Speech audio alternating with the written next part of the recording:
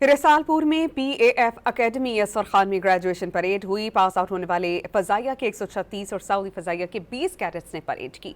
Cadets की खूबसूरत formations को शुरका ने भरपूर सराहा। इवेंट की खास बात पाक फजाइया के लड़ाका तैयारों का फ्लाई पास था।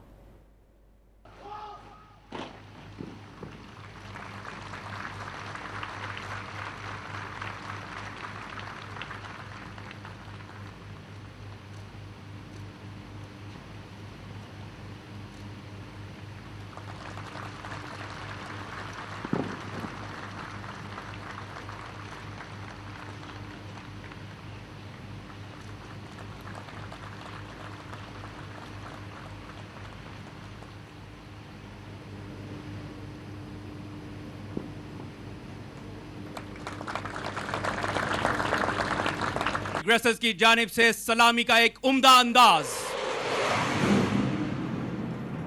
कोबरास की जानिब से सलामी का जानदार अंदाज।